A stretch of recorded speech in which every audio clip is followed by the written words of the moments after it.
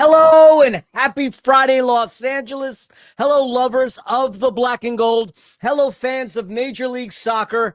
And of course, hello to the millions and millions of defenders of the bank listeners. This is One More Sleep, the show that is heard in over 100 countries, previewing our beloved LAFC's upcoming match against the Colorado Rapids, the 2010 MLS Cup champions. That's right, defenders. This is a team that did hold up a trophy at one point in an awesome series, by the way, against FC Dallas back in 2010. You know me. You know her. That's Hello Kitty. I'm Philly. If you're wondering where the scarf is, well, we're kind of tag teaming it in these early upcoming One More Sleeps and Defenders of the Bank podcasts. I have to apologize for not being on last week's. I was called on duty, giggity, calling college baseball for UC Riverside. That's why Scarf was taking care of business. He is off in Puerto Rico on a class trip with his students. Tell me that doesn't sound pretentious, by the way, defenders. Class trip in Puerto Rico. He had a class trip in Machu Picchu. Yours truly had a class trip to the Bronx Hall of Science. Not as much fun as Puerto Rico and Monterey, but alas, we missed the scarf. It's not defenders without he and I. And when it's one of us, or in this case, two of us, it's not exactly the same episode, but he will be back, not for the next podcast, because he won't be back from Puerto Rico until Monday. But obviously, we will be back together in full effect, previewing the upcoming match against the Galaxy in a week's time. But for now, we're heading off to the Mile High City, collectively together, figuratively, whatever. LAFC going off to Colorado, a team in the Rapids that is currently sitting in 10th place, a team that has played in 5 games, a team that is 1-2-2, and shockingly, a team that has not won a single home game in their confines of Dick's Sporting Goods Park. 0-1-1 at home, 1-1-1 on the road, 5 goals for, 8 goals against, a -3 goal differential. As far as their last 5 games are concerned, they lost a heartbreaker to Houston at home. They tied Seattle on the road. They beat RSL in Sandy, Utah. And that actually was a big one because that's the first time in 6 matches that they have gone without beating RSL. They've either been draws or losses. So beating RSL, big deal for the Colorado Rapids. Tying Nashville at home, losing to Portland to open up the season. That is how the Colorado Rapids have started things off. There is no more Robin Fraser. Chris Armas is at the helm of this club, a team that is looking to go back to glory days. And that is why I referenced the fact that they did win the MLS Cup trophy in 2010. There are a lot of you out there that listen to the show that are familiar with Major League Soccer. There are several of you also that have only gotten in tune with this beautiful league recently as a result of LAFC. So as much as I love to educate, inform, and entertain, well, actually, no, that's exactly what I'm doing. Informing, educating, and entertaining. Colorado did win a trip. So I wanted to make sure that you were very well aware of that. In our time against the Rapids, we have absolutely dominated the series. We have won 6 times. We've only drawn once against them, and Colorado has only managed to pull 3 W's against us. Our most recent encounter, a week after my birthday, last August 2023, a game in which we absolutely put the shebang bang on them, beating them 4-0. The last time Colorado managed to win against us, well, it was last year, believe it or not, in Dick's Sporting Goods Park, May 14th, 2022. No, not last season, the year prior. I am way off. Way to go, Philly. Cheers. And happy Good Friday to those that celebrated. That was the last time Colorado managed to pull a W against us. Now, for many members of the Black and Gold, we distinctly remember the awful season that we had where we lost to them on decision day. Got smoked by the Rapids in Colorado on decision day. That is something that I have not forgotten, and I hope many of you, the millions and millions, haven't forgotten either. It was actually the last time Colorado was good. They ended up winning the Western Conference only to get humiliated early on in the playoffs. That's a brief history. I want to reference our good buddy Ben from Relentless. Kai Kamara did sign on as today, and he is the newest member of the black and gold. Kai Kamara is a legend in this league. 17 years in Major League Soccer, has had one of the best careers that anybody can consider professionally. He has played on quite a few sides, but we won't bother going there. He is third all-time in league history in terms of goals scored, just a couple shy of Landon Donovan of the LA Galaxy. And so he is also, by the way, one of 11 players in the history of Major League Soccer to score over 100 goals. There is another member of LAFC that is within that distinctive fraternity. And of course, we're talking about Ante Razov, our longtime assistant coach, operating originally under Bob Bradley and now under Steve Cherundolo. Ante Razov has scored over 100 goals. Not many people in the history of this league since 96 have managed to get that distinction. 11 players have. Kai Kamara is one of them. And I want to give a shout out to Expo Monty. I saw this tweet that he posted up the other day. The irony of things. Kai Kamara is just a couple goals shy of surpassing the LA Galaxy's Landon Donovan. He's going to have his work cut out for him if he looks to get anywhere close to Chris Wondolowski. Let's not kid ourselves. That is a hard goal number to reach. But if Kai Kamara can surpass Landon Donovan, he will already be successful as far as we are all concerned with his performance on this year. He is practically our age. And by ours, I mean myself, Scarf, and Hello Kitty. Although I think Hello Kitty's been in existence longer than both Scarf and I times two. He adds a great deal of depth, but more importantly, experience and veteran leadership that our young club can really, really appreciate and utilize. So Kai Kamara signing on to this club is a big deal. For those of you that are discounting him because he's 39, don't discount him because he's 39. He's not going to be playing a full 90 minutes plus every single day. And he's already in better shape than the vast majority of anybody criticizing him. And I'd hate to say it, he's also in better shape than Carlos Vela, if and when he ever decides to sign on. Now, going back to this game, LAFC heads in to this match against Colorado with no wins on the road. We're 2-2-1, and we just come off a scoreless drought, one that in which we nearly set a franchise record. We were, believe it or not, 4 minutes shy of setting a franchise record for scoreless drought. We exploded against Nashville.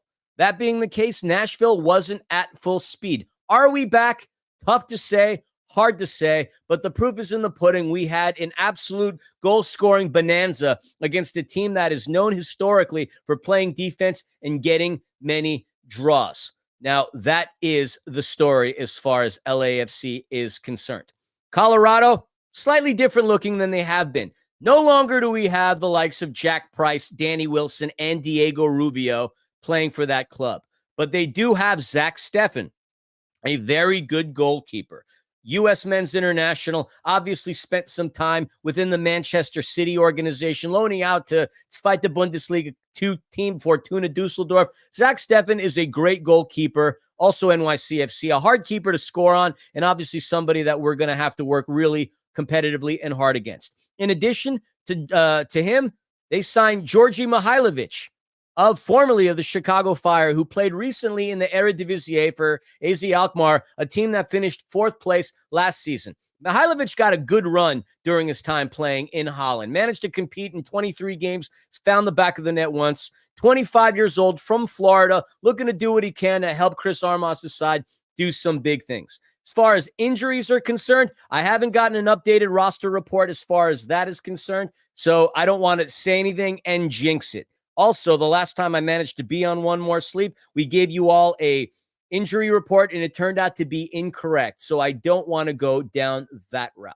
But that is the story. So without further ado, I don't have anybody to piggyback and bounce ideas off of or create banter with or do any kinds of that normal nonsense. So why don't we get into the meat and potatoes of this podcast? Let's get into our players to watch.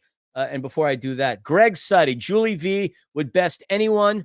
Let me put this up there and I'll read it out loud. Greg Suddy is a good friend of mine. I know him from Indoor Soccer. He is a media individual that works and operates with the San Diego Sockers. He states Julie V. And by the way, if you don't know who Julie V is, defenders, look him up. He's got quite the history. He would best anyone as a 70-year-old in soccer tennis. Oh, you mean tech ball. Oh, where is the Julie bobblehead? It's up there, Greg. I got to really reach for that. The Julie V bobblehead is right next to my Kane bobblehead from World Wrestling Federation. You're saying go LAFC. God bless you, Greg. I know you're going to be a San Diego fan once they come through. And oh, by the way, defenders, in particular, those that are a fan of Club America and El Tri, San Diego, the new MLS club that is looking to kick things off soon, there's been rumors linking them with Memo Ochoa. Yes, Memo Ochoa, the Memo Ochoa that featured against the U.S. men's national team in the CONCACAF Nations League game. That Memo Ochoa that let in goals by Tyler Adams and Gio. Oh my God, why am I forgetting his name? Gio, let's put it this way. So that's the story in there. Thank you, Mendo. Cool interview with Marco Fabian. I appreciate that. I'm going to plug in the Empire Strikers momentarily. But until then, let's get into the players to watch. All right. Scarf's players to watch. Oh, that didn't work out very well. Now did it, defenders? Scarf's players to watch for Colorado. He didn't pick any. He's in Puerto Rico. Scarf's players to watch for LAFC. Also nobody. He's in Puerto Rico. That is Scarf's choices. And I love Scarf, and I miss Scarf. And hopefully you enjoyed the last pod with just a solo Scarf. Hopefully you'll enjoy this upcoming one with me, solo Philly. We won't do too many of these. I might be a little busy between now and May the 19th, but I could assure you, defenders, it's still going to be business as usual. There have been rumblings that Philly will no longer be part of Defenders of the Bank. He's going off to different directions. That is false. That is incorrect. And if you don't hear it from the platinum-haired flamingo, it isn't true. My players to watch are simple. Oop, that's Scarf's keys to the game. Dang it. This is really not working out the way I'd intended it to. Okay. Yep, this is an epic failure. All right, regardless. My players to watch. I can't believe that I screw this up even when I'm solo. The slides aren't set up for me, defenders. I'm not meant to be a producer and a vocal person. Georgi Mihailovic. That is my player to watch for Colorado. We talked about him earlier. Georgie, the attacking midfielder, formerly a member of the Chicago Fire, a member of the U.S. men's national team for about just shy of a dozen games. That is the guy that Colorado brought in to help shore up some of the lack of scoring production that they have had over the course of their previous few years. Georgi Mihailovic is an outstanding player, 25 years old, who's already done and seen some things. He is a player that is going to look to get off to a really good start against LAFC, and a player that we haven't really seen, period. He did have 61 games with Montreal. He did spend a significant period of time with the Chicago Fire, but this is a guy that we haven't really had the opportunity to face quite frequently. And now that he's back in Major League Soccer, no doubt he has a chip on his shoulder, and he's going to want to go out there and compete against the best teams, and good players are going to rise their level and their game against the best teams. And quite frankly, over the course of the last several years, LAFC has been one of those teams. We absolutely miss the Scarf. But I hope I'm doing a pretty good job by myself. Anyway, Georgi Mihailovic is the player to watch as far as this Colorado Rapids team is concerned. For LAFC, it is simple and it is easy, but success breeds upon success. Denny Bouanga finally scored a couple of goals, and not for lack of trying. Denny probably should have had a hat trick against Nashville. Denny probably should have had a slew of goals. He hit the post several times in the opening matches that we had. But once that man gets off to a good start, you and I and all of us and the millions know that he is a tough player to put a lid on. He's going to look to capitalize on his recent success, and he is the player to watch as far as LAFC is concerned. So I know I don't have the stats or the slides, but for the Rapids, Georgi Mihailovic. For LAFC, Denny Bouanga. For LAFC, the keys to the game, and I only have one key to the game as far as I'm concerned. Last season, we were gangbusters when we scored first. We were 22-1-4. 22 wins, 1 loss, 4 draws throughout all competitions when we scored the first goal. In the wins that we have had in 2024, we are also undefeated when we score the first goal of the game. On the road, we haven't been very great. And historically, in the last half a dozen games, we haven't been great going back to last season. If we can score first in front of that crowd at Dick's Sporting Goods Park, we stand a darn good chance in walking away with, believe it or not, our first points on the road. That is what we need to do, is score first. That takes the air out of the sails of the Colorado Rapids and puts the confidence in our players to go out there and do what LAFC is known to do. Play a beautiful attacking style of football. Whether they control possession or whether they kill you on the counter, LAFC does play an exciting brand of football, minus the MLS Cup. That wasn't very exciting, but that's neither here nor there. That is what needs to happen. We need to score the first goal. Relentless Ben is predicting 4-1, the good guys. I toast you to that. And by the way, speaking of toasts, I'm drinking this beautiful, beautiful apple schnapps, Schönauer. This is called apple corn. It's an apple liqueur, which is about 20, we'll call it 42 proof. It is really freaking tasty. Very, very good. Mendo, I appreciate you. Philly, you're a one-man Wu-Tang Clan. Which one am I? Am I the ODB or am I the Method Man? METHOT. Anyway, the ADD kicked in. Squirrel. Philly is off on a tangent. Apple corn. If you ever find any of this apple schnapps stuff at your local Bevmo, I highly recommend it. I'm obviously touting things out because Defenders of the Bank is sponsorless. No more flex. But if there's a Body Armor, a Jacob Emrani, heck, if one of y'all are a realtor and y'all need a podcast to promote your real estate business, we are open for business. Scoring lines. Let's get back to what matters. This podcast, this game, this team. LAFC will get their first points on the road tomorrow at Dick's Sporting Goods Park. And they will do so by way of scoring 2 goals to Colorado's 1. It is going to be a competitive match. Obviously, there's going to be a slight adjustment. Playing in higher elevation tends to affect a player's cardiovascular abilities.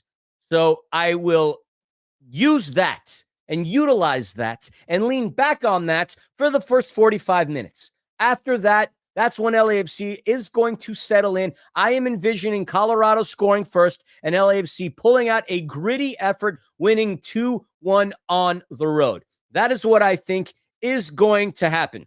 Mikey A., I assume you're saying devil's advocate. Nashville was not conditioned last week. Think we will struggle again in the midfield. That's a very fair point. I don't buy into the rhetoric that LAFC is in fact back. Nashville wasn't at full strength and full capacity in their last game.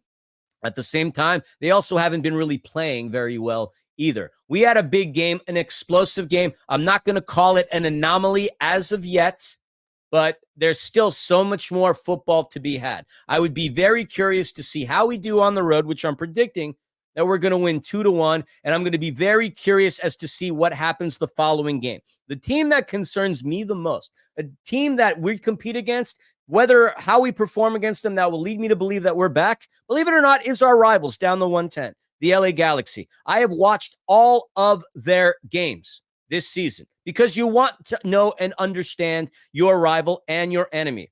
Other than their defense is awful. In their last game, they allowed 26 shots to go through, 8 of them on target. John McCarthy had to stand on his head to help the Galaxy win at Children's Mercy Park in Sporting Kansas City. Contingent upon how we do on the road and how we do against them at home, that will tell me whether or not we are back. But for the time being, scoring 5 goals is a good sign.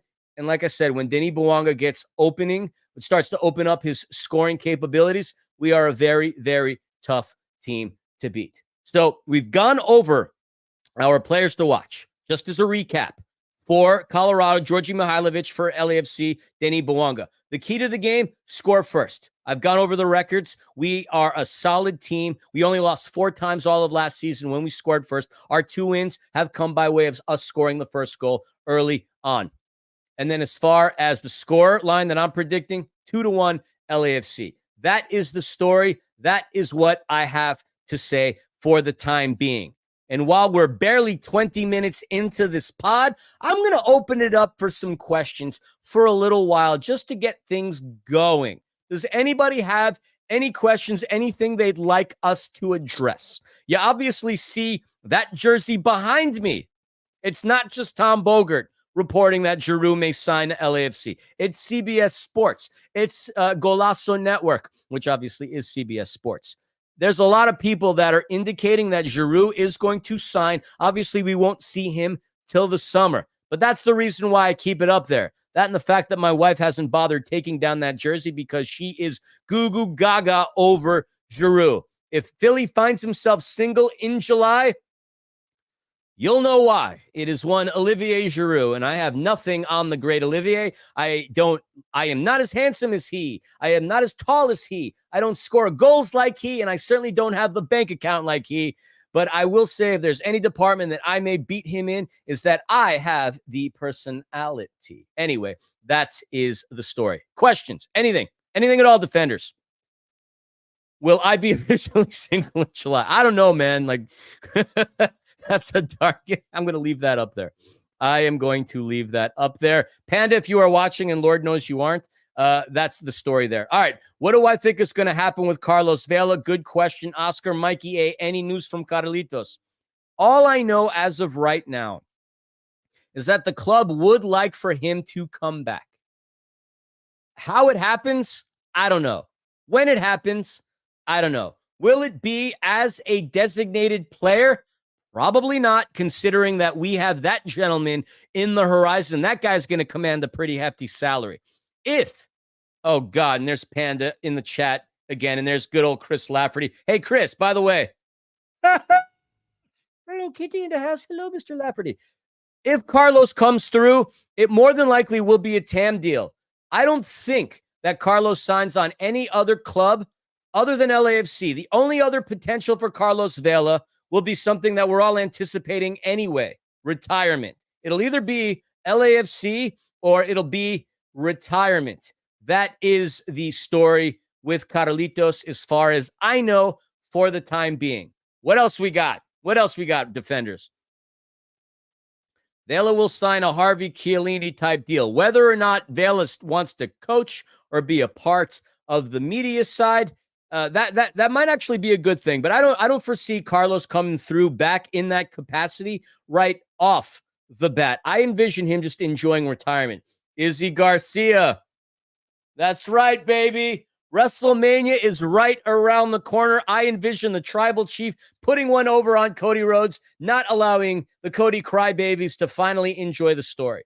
And a side note, by the way, this Easter Sunday, the Empire Strikers go into their final game of the season against the Tacoma Stars, a team that has been on a tear in their last recent matches, fighting for a second seed in the Western Conference playoffs. Tacoma features a very star-studded cast of members of the U.S. men's national team that play on the beach side and the futsal side. But more importantly than that, I know there are plenty of you out there that listen to this pod, watch this pod, whatever the case may be, that are fans of either Chivas de Guadalajara, Cruz Azul, Eintracht Frankfurt, some club in Andorra, or more importantly, El Tri.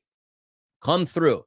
$5 gets you into Toyota Arena. You will get to see Marco Fabian do his thing. Marco Fabian, I got his trading card. Marco Fabian, hey, you might even get the opportunity to meet him, take a photo with him, get an autograph. $5 gets you into Toyota Arena on Easter Sunday. That game kicks off at 4 o'clock. So I want to make sure that y'all are aware of that. If y'all need a ticket and you're going to come and you're serious, I'll tell you this. DM me at my Instagram account, and I will get you free tickets to the game on Sunday between the Empire Strikers and the Tacoma Stars. You have to pay for parking, though, and the first beer's on you. Second one will be on me if you show up. That is my promise. Ben Mia San Mia, obviously referring to Der Klassiker. Bayern Munich squares off against Borussia Dortmund tomorrow morning at 10:30. That'll be a big one.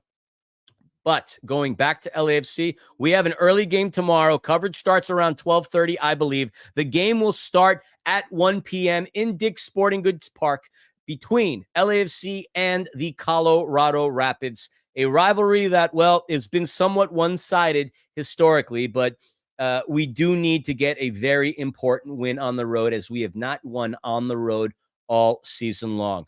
One more question before I close things off. Joel San asks, how many goals do you think Giroux will end up How many goals is he going to end up towards the end of July and August? I assume you mean as a member of LAFC. If Giroux signs on and starts immediately, I at the very least think he's going to go in to September. Let's say it this way, this September with a bare minimum 3 goals. I think he is going to adjust relatively quickly to things, and he's going to get a couple of goals really quickly. Genuine Cougar, I like the question. When will David Martinez start? I assume very, very soon. The kid is far too talented to be coming off of the bench late in the second half. It's just a matter of adjusting. It's just a matter, obviously, of the maturity levels. You saw when he took that shot from outside of the box against Nashville, how frustrated he got. He just needs to adjust. He will be starting pretty darn soon. Izzy Garcia asks, what do you think about people saying we're becoming the new Galaxy because we're signing older players? Look, it's adapt or die. You know, the mantra of signing old, already established players is something that is not just the Galaxy's mantra. It was the mantra for Major League Soccer, whether it be the Galaxy, NYCFC, you name the club. Obviously, they had an idea and an interest in bringing in older players. I mean, that's the history of soccer in the United States, be it MLS, be it the indoor game, be it the NASL. I mean, soccer didn't really matter in this country until Pelé signed with the Cosmos. And at that point, he was obviously already an established player. Now, John Thorrington and the front office were very adamant about being a club that wanted to bring up young talent, develop them, and sell them off, which has obviously been the case for a long time, which is obviously the case still right now. We talk about the likes of Mateusz Bogusz. We talk about the likes of, obviously, now David Martinez. We talk about Kike Oliveira. We talk about what we did with Diego Rossi, Edward Atuesta. That is still the mantra. But as we saw in 2022, when you bring in a veteran group of players that has played at a high level to mix in with a young group of players in Major League Soccer and a group of veterans of the league, good things start to go down. And so I don't have a problem with anybody wanting to compare us to the Galaxy. For as much as we dislike them, at the end of the day, they still have so many trophies that we are aspiring to collect. So let them call us that for the time being. It's poop at the end of the day anyway. We are LAFC. We're here to break hearts and set trends. We are our own entity. So whether we do it with veterans or whether we do it with younger players, it doesn't matter. We're going to go out there and take care of business the way that we do. Mikey, any snow? That I don't know. I'm not a meteorologist. I haven't even looked. Give me a second and I'll tell you. Survey says, da, na, na, na, na, na, na. Nope, doesn't look like it. Tomorrow, the high of the day is going to be 64 with a low of 35. It's going to be partly cloudy. That's the story for the weather tomorrow. Andy, my favorite, reasonably.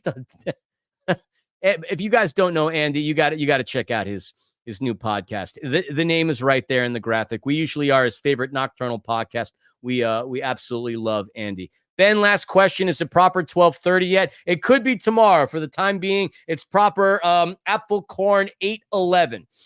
And then the final thing in the chat, Isis Black and Gold, well said. Folks, my hair, the platinum-haired flamingo, the haircut that I've done, the mohawk, the purple, the craziness is all a result of Isis Black and Gold Barbershop. Make sure you check her out. She's in Burbank, right on Burbank Boulevard.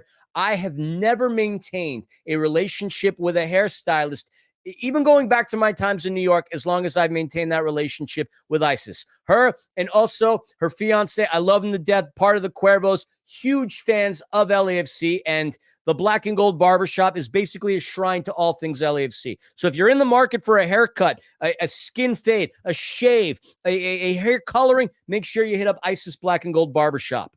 All right, I've waxed poetic with y'all enough. We're right around that 30-minute mark. I am going to call things off for the time being. I will be back potentially tomorrow with another guest. Otherwise, it will be a solo Philly. But I hope this podcast did the 3 things that I always aim it to do: inform, educate, and entertain, and not necessarily in that order. Tomorrow, LAFC heads into Dick's Sporting Goods Park, putting the shebang bang on that claret and blue Aston Villa West Ham stealing club, and we're going to roll out with our first points of the season on the road. That being said, love y'all. Have a good night, and God bless.